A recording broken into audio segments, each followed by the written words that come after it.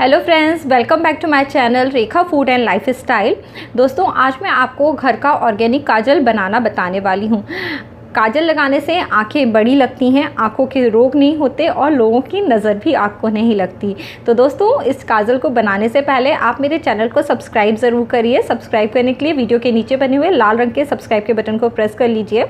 यहाँ देखिए, मैंने काजल बनाने के लिए ये अजवाइन लिया है, ये थोड़ा सा अजवाइन है, साथ ही साथ कपास या रुई, ये नॉर्मल कपास है, ये लेना है और थोड़ा सा सरसों का तेल लेना है और शुद्ध घी भी लेना है। अगर आप सरसों के तेल की जगह शुद्ध घी से भी बनाना चाहें तो आप वैसे भी बना सकते हैं।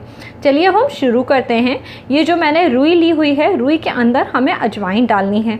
अजवाइन के बहुत सारे फ़ायदे होते हैं दोस्तों। अजवाइन में रोगों से लड़ने की क्षमता होती है। छोटे बच्चों के लिए भी अगर आप काजल बना रहे हैं, जैसे न्यूबॉर्न हैं, उनकी आँखों में कई बार आंसू आ जाते हैं, आँखों में रेडनेस आ जाती है, कई तरह की समस्याएँ होती हैं, तो इन सबके लिए ये काजल बनाया जाता है। राजस्थान या कई ऐसी जगह हैं जहाँ पर ये बच्चे जब हमारे यहाँ होते हैं पैदा, तो हम उन्हें इसी तरह काजल बना के लगाते हैं। देखिए, ये मैंने इसमें अच्छे से अजवाइन भर के इसको कपास में बंद कर दिया है। तो बाती बनाने के लिए आप इस तरह से अजवाइन डाल दें। ये ऑर्गेनिक काजल है दोस्तों, बहुत फ़ायदेमंद है। अब देखिए, इसको एकदम अच्छे से इस तरह से घिसते हुए बाती को आपको बना लेना है। इसी तरह मैं दूसरी भी बाती बना रही हूँ। अगर आप एक बाती से ही काजल बनाना चाहें तो एक काफ़ी है, पर यहाँ पे मैं दूसरी बाती भी बना रही हूँ। अजवाइन के दोस्तों कई फ़ायदे होते हैं। इसमें रोगों से लड़ने की क्षमता होती है, आँखों के जो संक्रमण वाले रोग होते हैं वो नहीं होते हैं, और ये काजल बहुत फ़ायदा करता है। तो इसी तरह दोस्तों, आपको इसमें रुई में अजवाइन को भर लेना है और इसकी एकदम मोटी सी बाती बनेगी। तो ये बाती को आपको इसी तरह बनाना है। करीबन आपको 1 बड़ा चम्मच इसमें अजवाइन यूज़ होगी।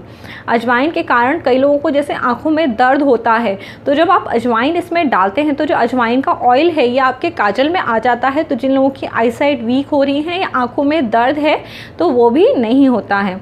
अब इस बाती को हल्का सा मैं घी से रोल कर लेती हूँ, जिससे जब हम इसे जलाएंगे तो ये एकदम अच्छे से शेप में रहेगी। अब दोस्तों, इस बाती को हमने तैयार कर लिया है। इसके बाद हम इस बाती को सरसों के तेल में डिप करेंगे। सरसों का तेल दोस्तों बहुत फ़ायदेमंद होता है। इसके भी अपनी गुणकारी काफ़ी फ़ायदे होते हैं, जैसे कि ये इसमें भी रोगों से लड़ने की क्षमता होती है, और इसका जो काजल है दोस्तों वो लंबे समय तक टिकता है। आप चाहें तो इसकी जगह घी का भी काजल बना सकते हैं। घी भी बहुत फ़ायदा करता है, पर जैसे दिवाली इत्यादि त्योहारों पे हमारे यहाँ सरसों के तेल से ही दीपक बना के उसका हम काजल बनाते हैं। तो आज मैं आपको सरसों के तेल का ही काजल बनाना सिखा रही हूँ। देखिए, अच्छे से सरसों के तेल में इस बाती को डुबो लेना है और एक दीपक ले लेना है। आप चाहें तो थोड़े और बड़े साइज़ का दीपक ले सकते हैं। आज मैं यहाँ पे आपको एक छोटे से दीपक में थोड़ा सा काजल बना के बता रही हूँ। हालांकि ये काजल काफ़ी सारा बना है, यानी करीबन 1 साल तक इसके बाद आपको काजल बनाने की ज़रूरत नहीं पड़ेगी। देखिए, ये बत्तियों को अच्छे से मैंने डुबो लिया है, और चारों तरफ बत्ती जलाने से क्या होगा, ये काजल बहुत जल्दी बन जाएगा। यानी ये काजल मैंने करीबन 10 से 15 मिनट में बना के तैयार कर लिया है।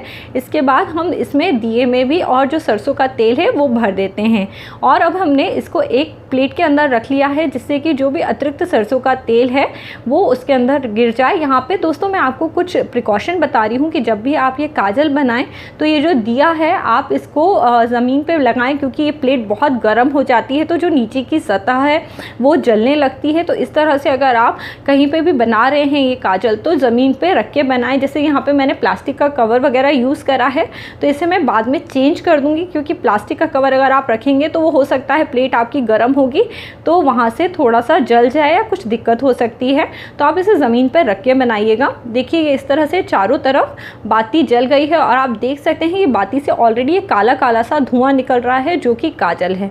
चारों तरफ दोस्तों छोटे ग्लास लेके इसको रख दिया है। अब इस पर मैंने एक स्टील की प्लेट, दोस्तों जो भी प्लेट आप ज़्यादा यूज़ नहीं करते हैं वो प्लेट आप रख सकते हैं, और इसको ढक दें। इसी तरह अब इसमें काजल बनना, यानी जो काजल का चारकोल इकट्ठा होना है, ये शुरू हो जाता है।